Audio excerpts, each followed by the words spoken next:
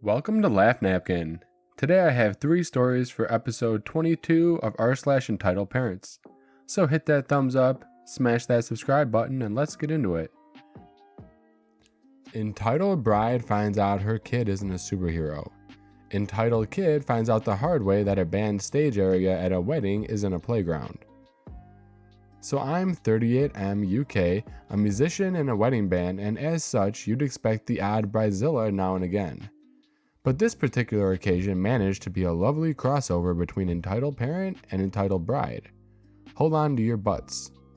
So basically, I don't know what other weddings are like in other parts of the world, but here in the UK at about 8 p.m, everyone makes their way into the main hall and takes a seat for the bride and groom to enter afterwards and begin the first dance. I'd had a few email conversations back and forth with the bride before the night, and she seemed perfectly amicable. I spoke to her in person at about 7:30 after we the band were all set up and good to go. She seemed a bit stuck up, but normally I just put it down to them being a little nervous, too busy, or in some cases too drunk to care. Stuck up how? Well, I introduced myself, extended my hand to her to shake it, and she basically just ignored it and went back to talking to one of her bridesmaids. I waited for a gap in their conversation and said, "Hi, bride. Just to let you know, we're good to go for the first dance at 8. Looking forward to it." Bride then turns around to me and says, "Can you not see I'm busy? Just go away and do your job. That's what I paid you for." Alright, so she's mean. That's fine, I've dealt with horrible brides before. Couldn't spy the groom anywhere, so I did exactly what she said and bugged off for a little while. So 8 p.m. rolls around. We're on the stage waiting for everyone to pile into the room. About 10 minutes later, we get the thumbs up from the wedding coordinator to announce them into the room. I announce them in. "Ladies and gentlemen, please welcome onto the dance floor for their first dance as husband and wife, Mr. and Mrs. blah blah blah." Everyone's clapping. They walk in, but bride looks fuming. She marches right up to me and says, "I wanted you to announce us as the blah blah blahs." So I smile, apologize, and try not to let it bother me, saying, "Ladies and gentlemen, give them a round of applause as they take the dance floor, the blah blah blahs." "Yeah, that's better for Pete's sake," bride says, stamping onto the dance floor. So by now you've got a decent idea of what kind of person I'm dealing with here. Very rude, a control freak. I've met brides before who are control freaks, but 99% of the time they're still lovely. And doesn't suffer fools apparently. So we get stuck into the first dance. Perfect by Ed Sheeran. So original. There are videographers, photographers, and about 70 or 80 guests there, so you can imagine for most wedding bands, the first dance of the main part of the night, you simply have to get right. It's pretty stressful, but as long as you're confident and know the song, you're golden. That is, unless bride's snot-nosed infant decides it's time to enter your life. This kid appears out of nowhere, starts running around the bride and groom. He's about just above knee height, so I don't know, maybe 3 years old? For some reason, he's carrying some sort of stick with a ball on the end of it, kind of like a wizard's wand. They're laughing. Everyone thinks it's funny and cute. Haha, great. Then the kid decides it would be a great idea to abandon them both, and while we're performing the most important song of the evening, he runs up to the drum kit and starts absolutely smashing the cymbals while my drummer is trying to play the song. Now, cymbals and most musical equipment are very expensive, and they don't appreciate being hammered by things that aren't drumsticks. This is literally property damage, but what the hell, it's nothing we haven't dealt with before. For some reason, people assume that bands are totally cool with having their equipment played with and damaged despite the fact that it's our primary source of income. Anyway, I'm just singing away, trying to ignore it and assume that someone, anyone, will come and collect the kid. An auntie, an uncle, a grandparent? Nope. That would be the logical thing to do, so nope. I'm trying to sing this song, just at the second chorus, and all you can hear is this ting ting ting, smash smash smash. My drummer stops playing for a couple of bars to politely gesture to entitled kid to move away. Entitled kid stops for a few seconds, so I think, okay, good. So we're almost at the end of the song. The kid is running back and forth from my side of the stage area to the other. There are cables all over this area and speaker stands which, with enough force, could be knocked over if tripped into. Not only that, but the drum kit itself.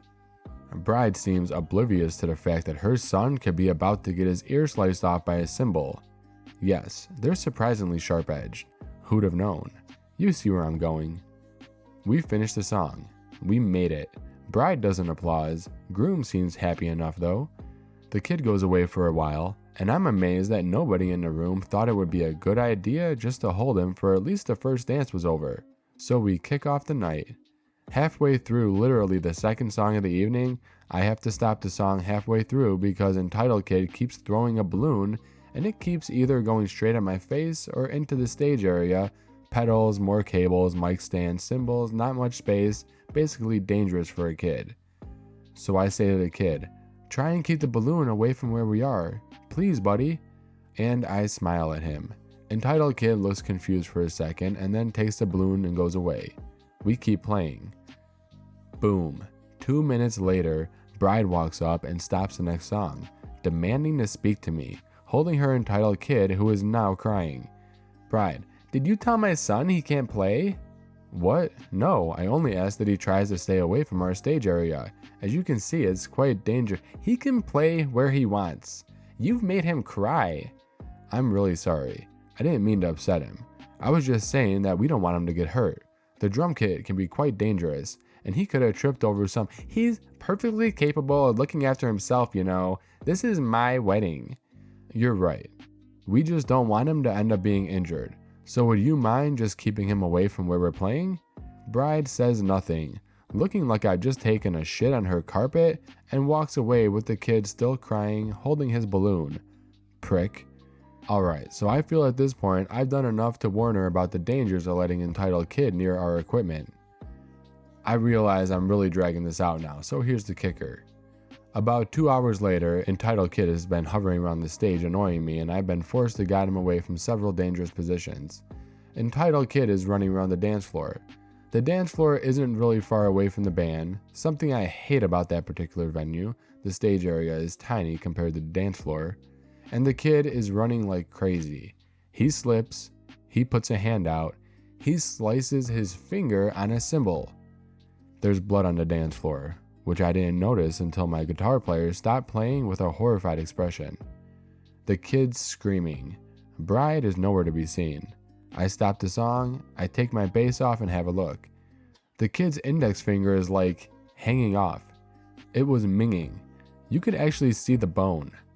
So a guest finally comes up while another one runs to get Bride. I'm freaking out, telling my drummer to phone an ambulance. I know it sounds absolutely stupid now, but I was genuinely panicking, thinking, oh my god, this kid is gonna die or something, lol. I can laugh about it now, but at the time, I was freaking. Bride comes in, announcing her presence with an ear-splitting shriek, picks up the kid, and instead of carrying him elsewhere, stands there and screams at me, "This is your fault. Look what you've done. Look what you've done to my boy." Hotel doctor comes down. Ambulance comes to take the kid to the hospital shortly after. Bride and groom leave with the kid. Needless to say, we packed up all our stuff. Drummer had to disinfect cymbal later, and left. We didn't get paid, obviously, and the bride left us a review which was genuinely full of so many expletives and untruths that I could barely read it. Basically, she tried to imply that I was being horrible and bullying her kid all night. So, moral of the story is, if you're gonna bring your kids to a wedding, make sure you can either A, control them, B, get someone else to look after them, or C, don't act like your kid is a superhero who can't do anything wrong and can withstand the sharp edges of a cymbal. This was all about 2 years ago. Thankfully, nothing like that has happened since. But the amount of parents who just let their kids do whatever they want at weddings amazes me. This entitled mother decides I'm too poor for my fiance and she should marry her son. Good morning, night, or afternoon wherever you live. I hope you had a great Easter and enjoyed your small holiday. Forgive me, but this is my first post to Reddit and was pushed by my fiance to do so here's my story. Backstory. I was on a trip to this place called Rotorua. Located in New Zealand. I live in the UK. I'd taken my fiance overseas for an Easter celebration of sorts. I thought the best way to do it was to have a relaxing trip. Now Rotorua is known for their great mud baths and just baths all around, so me and my fiance decided to take one. I'm 28 and my fiance is 26, although she might not look to be that old. EM entitled mother. EK entitled kid. F fiance. Me myself. J John friend. I booked a mud bath for the two of us and we went in. Not too long after, I got out to buy some drinks and told my fiance she should stay and relax. When I came back, there was a kid around 19 standing next to the mud bath. This was a room that clearly said occupied and my fiance was using an open robe type bathing suit. Fiance, why are you in here? EK, the public pool is full and definitely not with hot chicks. On the other hand, these rooms seem to be empty with some checks her out thing else. Fiance, sorry, but I put my hand on his shoulder from behind. Title kid, the hell, man? Who are you? And don't just bust into rooms like that. This room's taken. Me, yes, I know. Taken by my fiance, right? Entitled kid, what? You? Me, yes, and if you'll excuse us, we'd like to be left alone. Entitled kid, she's wasted on a person like you. Look at you. Turns to my fiance. Is he worth it? You could do so much better. Me, watch your mouth. If I'm not worth it, then you certainly can't come close to being worth anything. Entitled kid ignores me. Listen, babe. This poor boy probably can't even afford to give you a room to yourself. Fiance, I would rather be in a room with him, hence this room you busted into. And did you really call him a poor boy? I can't see why you'd say that. Entitled kid, look, he might not be poor in your world, but in mine, did you see the limo parked in the reserved parking? Fiance, you mean the black one that's unnecessarily expensive? Entitled kid, that's mine. I laugh. Entitled kid, what's so funny? Me, I'm sorry, I just can't imagine a drunk teen driving a limo around for fun. Me, hey fiance, sorry to cut this short, but want to get out now? Fiance, okay, I'm getting out. At this time, there's a knock on the door and I open it. It's my friend. Entitled kid, who the hell are you? J, I thought I had heard someone bothering you, young. Me, no worries, but we're just getting out now. Could you please help me get this guy out? J, then as you've heard, please leave now. Entitled kid mumbles and John grabs his arm to pull him out. Don't touch me, you old dude. John was in his early 60s. John, then please just get out. Entitled kid, this isn't over, you commoner. He leaves and we get changed. We're headed out to the parking lot with John, and the same entitled kid comes over to talk to us with entitled mom. The entitled mom was wearing a gold-plated watch and a Gucci bag.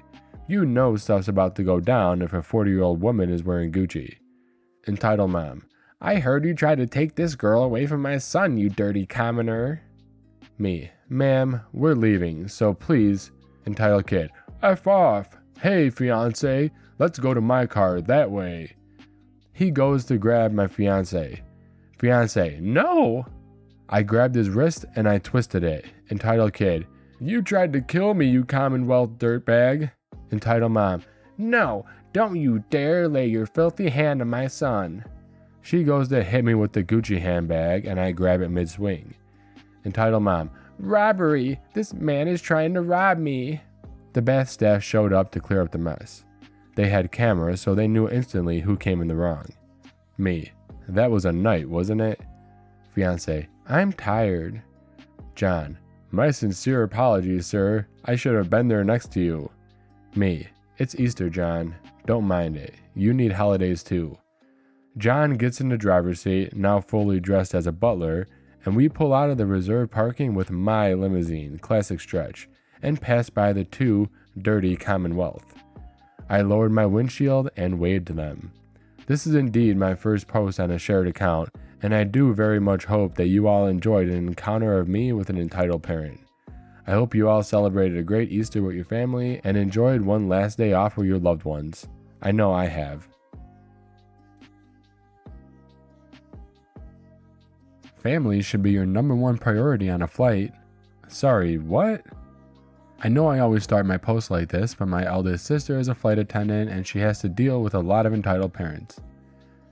This is a story she told me about a year ago, but I still remember it. My brain is weird and I remember a lot of things, but can never remember anything having to do with schoolwork. Anyway, my sister's flight this time around was one of those planes where you don't have assigned seats and it's first come, first serve. These sorts of planes don't have first class and all the seats are pretty much the same. Sister, I'm now calling all disabled passengers or passengers requiring assistance boarding the plane, such as pregnant women, passengers with wheelchairs, or senior passengers. Please have your boarding passes ready and your passport on the photo card. It's a very weird process since in Britain, everyone just queues up and usually most of the priority passengers are at the back, so it's an awkward process where some of the people have to move back or to the side to let the other passengers go forward. At this moment in time, most wheelchair passengers cannot really maneuver properly since it's very crowded, and usually ends up running over a toe or two, but usually no one makes a bigger deal than entitled kids. People who were involved in this story. S. Sister. She's 5'4", skinny, but is a kick-ass flight attendant. OFA, other flight attendant, mostly silent during this story. EM, entitled mom, entitled by association. ED, entitled dad, probably a Karen as well. EK, entitled child, Karen Jr. WD, wheelchair dude, sweet old man. EK, ouch, mummy, someone stood on my foot. Entitled mom, oh no, Angel, I'll give it a kiss on the plane. Parents, is this normal? Because if someone ran over my foot, my mom would say I was at fault. Entitled dad glares at wheelchair dude. Watch where you're going, mate. You ran over my girl's foot. Wheelchair dude. Did I? I'm very sorry, entitled kid. I didn't mean to. Would a piece of chocolate make it feel better? Entitled kid. No, I want to go on the plane now. My feet probably hurt more than yours and I want to sit. She probably thought the man was sat down because he was tired. She was young, around 3 years old. Entitled dad. You heard her, mate. Let her go on before you. Sister. Excuse me, sir. This happened at near the front of the gate. But we only allow priority passengers to board first. Your daughter will have to wait. Entitled dad. No. Family should be your #1 priority. You should let them board first because children are much more difficult to handle. Sister.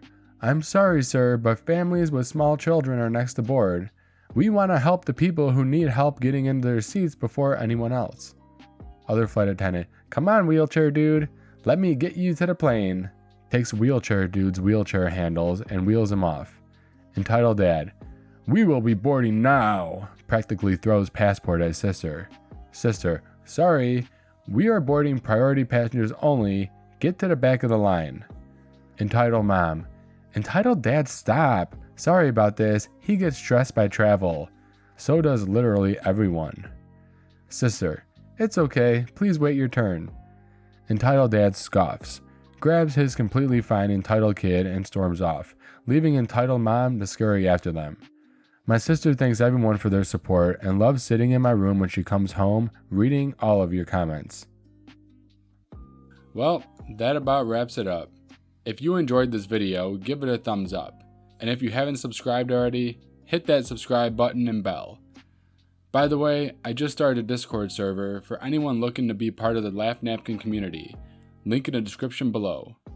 See you next time!